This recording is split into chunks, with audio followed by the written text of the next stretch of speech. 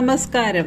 2024-25 അധ്യയന വർഷത്തിലെ polytechnic diploma lateral എൻട്രിയുടെ പ്രവേശനവുമായി ബന്ധപ്പെട്ട് www.polyadmission.org എന്ന വെബ്സൈറ്റിൽ വന്നിട്ടുള്ള ചില അപ്ഡേഷൻസും അതുപോലെ തന്നെ വിദ്യാർത്ഥികൾ ഉന്നയിച്ചിട്ടുള്ള ചില സംശയങ്ങൾക്കുള്ള മറുപടിയുമാണ് ഇന്നത്തെ നമ്മുടെ ഈ വീഡിയോയിൽ പറയുന്നത്.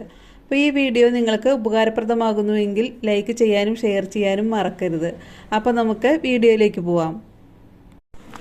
അപ്പോൾ സ്പോട്ട് അഡ്മിഷൻ ഷെഡ്യൂൾ മനസ്സിലാക്കുന്നതിനായി നമുക്ക് www.polyadmission.org എന്ന വെബ്സൈറ്റിൽ പ്രവേശിച്ച് മെനുവിൽ സ്പോട്ട് അഡ്മിഷൻ ഷെഡ്യൂൾ അല്ലെങ്കിൽ കൗൺസിലിംഗ് ഷെഡ്യൂൾ എന്നുള്ള ആ മെനു ക്ലിക്ക് ചെയ്യുക.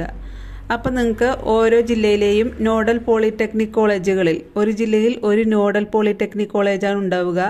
ആ നോഡൽ പോളിടെക്നിക് കോളേജിൽ വെച്ചായിരിക്കും ആ ജില്ലയിലെ മുഴുവൻ പോളിടെക്നിക് കോളേജുകളിലേക്കുമുള്ള അഡ്മിഷൻ നടക്കുക. അപ്പോൾ ഓരോ കോളേജിൻ്റെയും അഡ്മിഷൻ ഷെഡ്യൂള് അതിൽ കാണാം, നോഡൽ പോളിടെക്നിക് കോളേജിൻ്റെ. അപ്പോൾ അതിൽ നിങ്ങൾ ആ നോട്ടിഫിക്കേഷൻ പൂർണ്ണമായിട്ടും വായിച്ച് മനസ്സിലാക്കുക. എല്ലാവിധ ഒറിജിനൽ സർട്ടിഫിക്കറ്റുകളും ഫീസ് അടയ്ക്കാനുള്ള തയ്യാറെടുപ്പുമായിട്ടാണ് കൗൺസിലിങ്ങിന് ഹാജരാകേണ്ടത്. അപ്പോൾ ഓരോ ജില്ലയിലും പ്രത്യേകം അവർ നിർദ്ദേശങ്ങൾ എഴുതിയിട്ടുണ്ട് ഓരോ ജില്ലയുടെയും. അപ്പോൾ ഏത് ജില്ലയിലാണോ നിങ്ങൾ കൗൺസിലിങ്ങിന് ഹാജരാകുന്നത് ആ ജില്ലയിലെ നോട്ടിഫിക്കേഷൻ വ്യക്തമായി വായിച്ച് മനസ്സിലാക്കുക. അടയ്ക്കാനുള്ള ഫീസ് ഡെബിറ്റ് കാർഡ് അല്ലെങ്കിൽ ക്രെഡിറ്റ് കാർഡ് അല്ലെങ്കിൽ ഗൂഗിൾ പേ വഴി അടയ്ക്കാനുള്ള ഫീസിൻ്റെ കാര്യവും അതുപോലെ തന്നെ കയ്യിൽ കരുതേണ്ട നേരിട്ട് അടയ്ക്കേണ്ട ഫീസിൻ്റെ കാര്യമൊക്കെ അതിൽ വിശദമായി തന്നെ എഴുതിയിട്ടുണ്ട്. ആ കാര്യങ്ങളെല്ലാം ശ്രദ്ധിച്ച് വിശദമായി നോട്ടിഫിക്കേഷൻ വായിച്ച് മനസ്സിലാക്കിയതിന് ശേഷം നിർദ്ദേശിച്ച സമയത്ത് നിർദ്ദേശിച്ച തീയതിയിൽ ഓരോ ജില്ലയിലും ഓരോ തീയതിയായിരിക്കും തന്നിട്ടുണ്ടാവുക. അപ്പോൾ ഏതാണോ നിങ്ങൾ അപേക്ഷിച്ച ജില്ലയിലെ തീയതി ആ തീയതിയിൽ നിർദ്ദിഷ്ട സമയത്ത് ഹാജരാകുക. ഒപ്പം തന്നെ വീണ്ടും താഴെ ഒരു മെനുവിൽ കാണാം വേക്കൻസി പൊസിഷൻ. അപ്പോൾ ഓരോ ജില്ലയിലെയും നിലവിലുള്ള എല്ലാ പോളിടെക്നിക് കോളേജുകളിലും ഇപ്പോൾ നിലവിലുള്ള ലാറ്ററൽ എൻട്രിയുടെ ഒഴിവ് അതിൽ കാണാൻ സാധിക്കും. സീറ്റ് വേക്കൻസി പൊസിഷൻ എന്ന് കാണാൻ സാധിക്കും. ആ മെനുവിൽ ക്ലിക്ക് ചെയ്താൽ നിങ്ങൾക്ക് ഓരോ കോളേജിലും എത്ര സീറ്റാണ് അവൈലബിൾ ആയിട്ടുള്ളത് എന്ന് മനസ്സിലാക്കാൻ സാധിക്കും. ഇനി വിദ്യാർത്ഥികൾ ഉന്നയിച്ചിരുന്ന ചില സംശയങ്ങളുടെ മറുപടി പറയാം. അതായത് നമുക്ക് താൽക്കാലിക അഡ്മിഷൻ എടുക്കാൻ സാധിക്കുമോ എന്ന് ചില വിദ്യാർത്ഥികൾ ചോദിച്ചിട്ടുണ്ടായിരുന്നു. അങ്ങനെ ഇവിടെ താൽക്കാലിക അഡ്മിഷൻ എടുക്കാൻ സാധിക്കില്ല. ഫീസ് മുഴുവൻ അടച്ച് സ്ഥിരം ഒരു അഡ്മിഷൻ തന്നെയാണ് നമ്മൾ എടുക്കുക.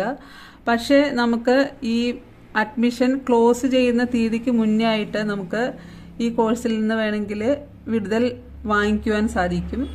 അപ്പോൾ ചെയ്യുന്ന തീയതിക്ക് മുന്നേ ആയിട്ടാണ് നിങ്ങൾ അവിടുന്ന് വിടുതൽ വാങ്ങിക്കുന്നതെങ്കിൽ ഒരു നിശ്ചിത തീയതിക്കുള്ളിൽ നിങ്ങളുടെ ഫീസ് നിങ്ങൾക്ക് തിരിച്ചു കിട്ടും.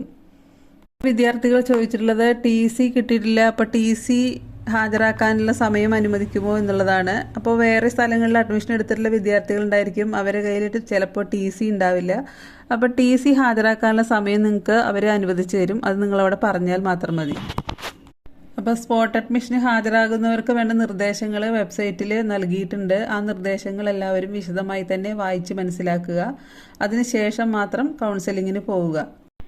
അപ്പോൾ ഈ കൗൺസിലിംഗ് സമയത്ത് അപേക്ഷകർക്ക് അപ്പോൾ ലഭ്യമായ കോളേജും ബ്രാഞ്ചും സ്വീകാര്യമാണെങ്കിൽ മുഴുവൻ ഫീസും അടച്ച് അഡ്മിഷൻ എടുക്കാൻ സാധിക്കുന്നതാണ്.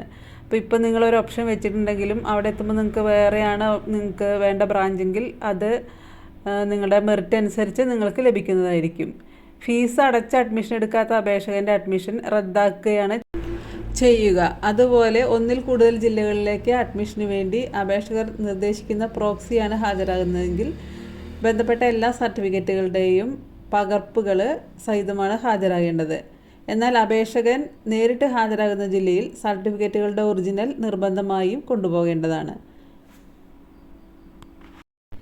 ഫീസും സ്പെഷ്യൽ ഫീസും ക്രെഡിറ്റ് അല്ലെങ്കിൽ ഡെബിറ്റ് അല്ലെങ്കിൽ ATM കാർഡ് ഉപയോഗിച്ച് മാത്രമേ സ്വീകരിക്കുകയുണ്ടാവുള്ളൂ. പിന്നെ PTA ഫണ്ട് പണമായിട്ടാണ് സ്വീകരിക്കുക. അപ്പോൾ ഫീസ് എല്ലാവരും ഡെബിറ്റ് അല്ലെങ്കിൽ ക്രെഡിറ്റ് കാർഡ് വഴി അടയ്ക്കാനുള്ള സൗകര്യം ചെയ്തതിന് ശേഷമാണ് പോകേണ്ടത്. പട്ടികജാതി പട്ടികവർഗ OEC വിഭാഗത്തിൽപ്പെടാത്ത എല്ലാ വിദ്യാർത്ഥികൾക്കും 10,000 രൂപ സ്പെഷ്യൽ ഫീസുണ്ട്. അതിന് പുറമെ ഒരു 6,000 രൂപയോളം കയ്യിൽ കരുതേണ്ടിയും വരും.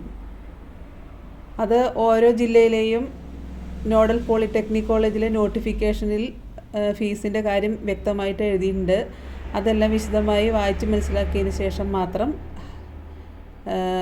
കൗൺസിലിങ്ങിന് ഹാജരാകുക. അപ്പോൾ ഇത്രയും കാര്യങ്ങളാണ് ഇന്നത്തെ വീഡിയോയിൽ പറയുന്നത്. വീഡിയോ ഉപകാരപ്രദമാകുന്നുവെങ്കിൽ ലൈക്ക് ചെയ്യുക, ഷെയർ ചെയ്യുക. പുതിയ അപ്ഡേഷനുമായി പുതിയ വീഡിയോയിലൂടെ വീണ്ടും കാണും വരെ നന്ദി, നമസ്കാരം.